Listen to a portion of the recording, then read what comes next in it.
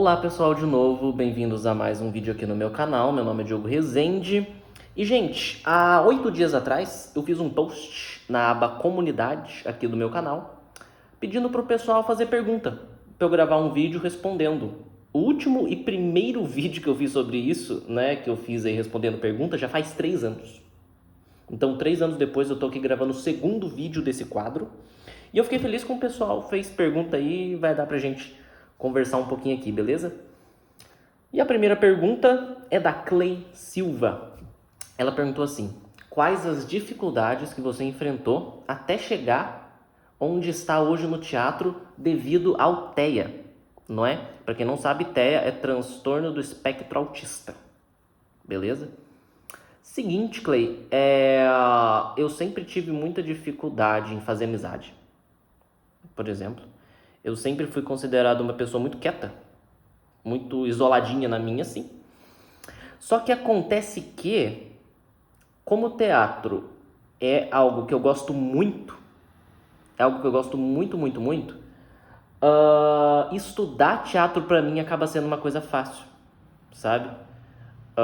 Por exemplo, o meu canal aqui, o foco dele é sobre teatro. E tudo que eu posto aqui é porque eu tenho muita facilidade em estudar a minha pesquisa, que é focada em atuação, no caso, né? O que a gente chama aí de uma atuação viva. Então, por exemplo, para treinar com o pessoal da faculdade, para mim acabou sendo muito fácil. Eu comecei a ler as coisas em casa sozinho. Eu tenho aí um autodidatismo bem grande. 98% das coisas que eu sei foi pesquisando sozinho, não foi em aula da faculdade, assim. E como a gente não tinha aula necessariamente para treinar o que eu estava pesquisando, eu convidei um pessoal para começar a treinar e o teatro que eu faço é a partir disso. Então eu tive muita facilidade, apesar de estar dentro aí do espectro. Eu tive muita facilidade, mas de novo, eu tenho muita dificuldade em fazer amizade. Até por isso, praticamente todas as amizades que eu fiz no curso de teatro foi a partir desse treinamento que eu comecei a querer fazer.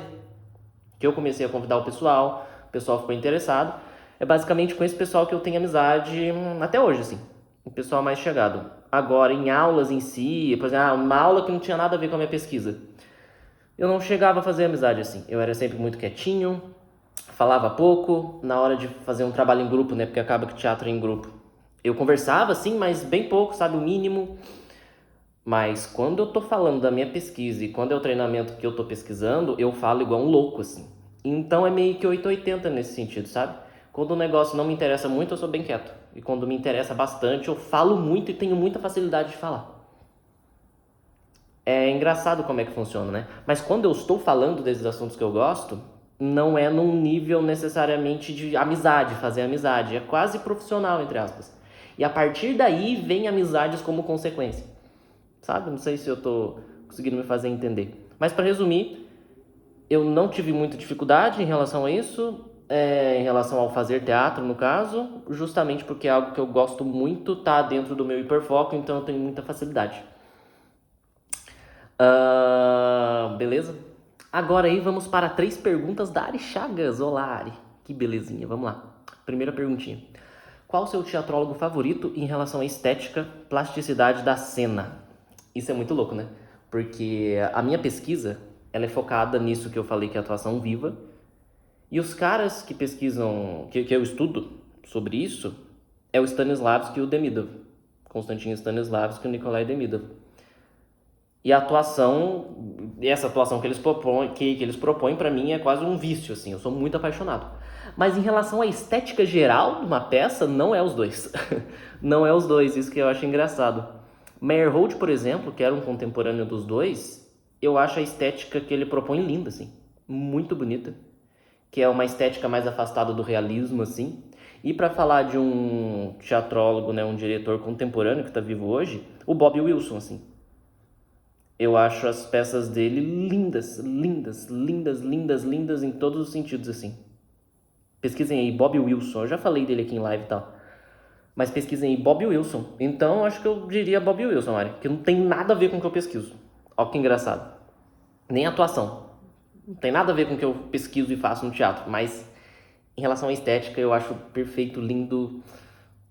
Um dia eu ainda vou ver uma peça dele. Eu quero. Muito, muito, muito. Segunda perguntinha da área. Qual livro... Olha... não. Tá certo, tá certo, tá certo. Eu achei que eu tinha começado a ler as perguntas em ordem... Na ordem errada, mas tá certo.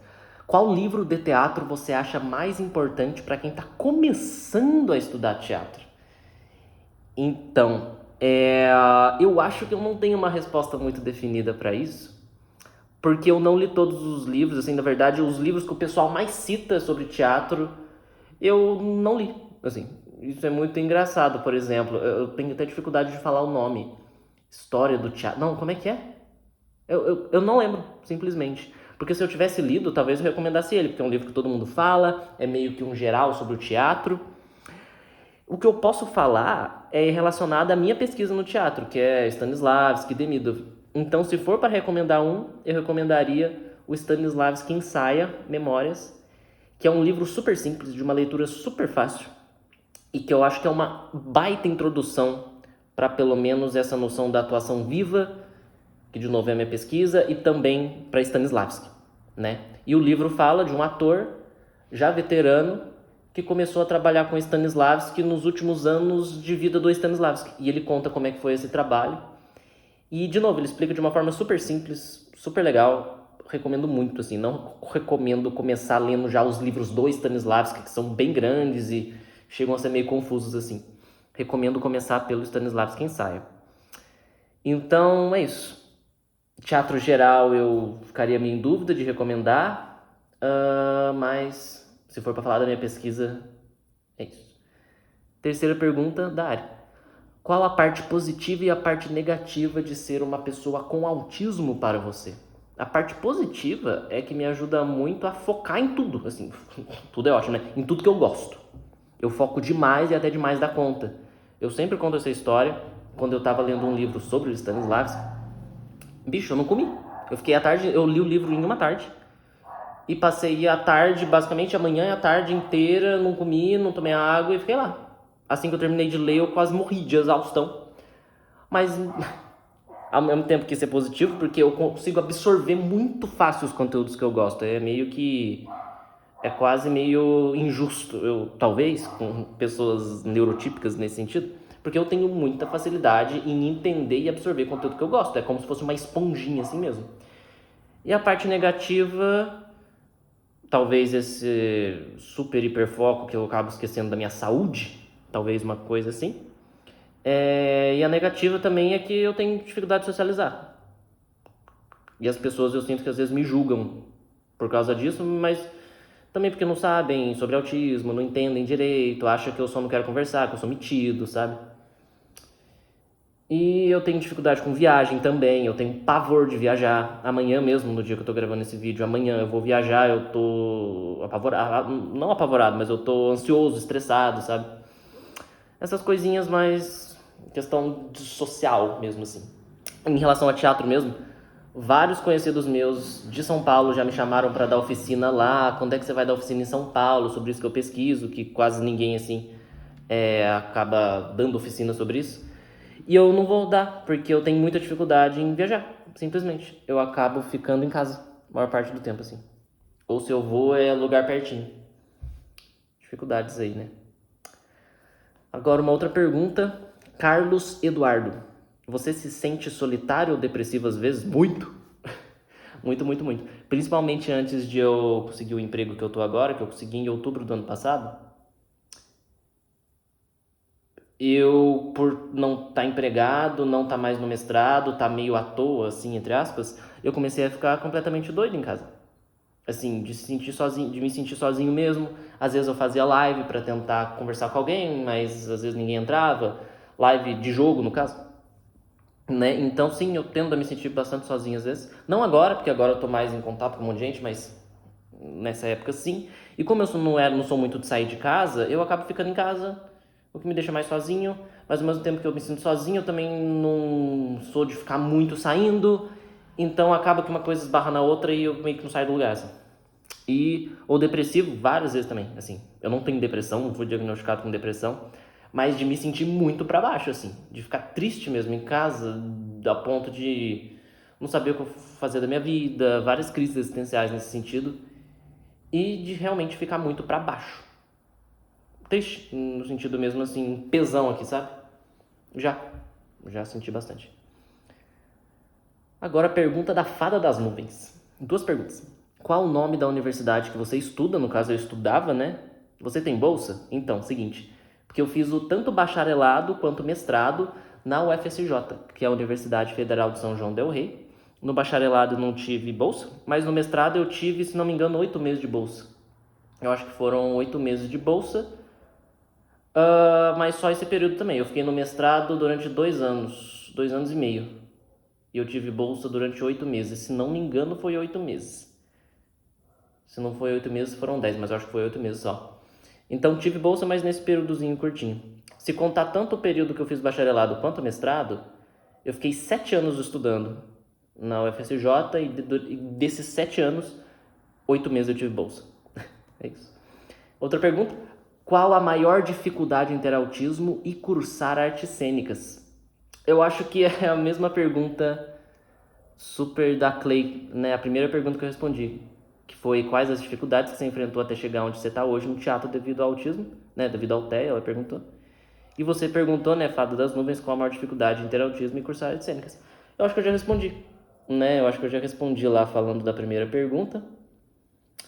Então, é aquilo que eu falei, tipo, amizade eu tenho dificuldade de fazer, mas como é minha pesquisa eu amo, e é o meu vício, é quase um vício assim mesmo, tá no meu hiperfoco, ao mesmo tempo eu tenho muita facilidade, sabe? O que eu, assim, pra falar de partes mais técnicas do teatro, né, eu tenho muita dificuldade com a produção, eu tenho muita dificuldade, eu tenho pavor de produção, e isso eu acredito que tem a ver com TEA também. E o que eu quero dizer com produção? É, por exemplo, procurar patrocinadores, passar de loja em loja, perguntando se quer patrocinar uma peça. Eu tenho pavor disso, então eu não faço isso. Porque só de pensar que eu vou ter que chegar para alguém e tentar convencer a pessoa ali a me patrocinar, eu fico apavorado, porque eu não tenho essas habilidades. Eu fico muito nervoso. Eu não sei fazer isso. Eu não sei fazer isso.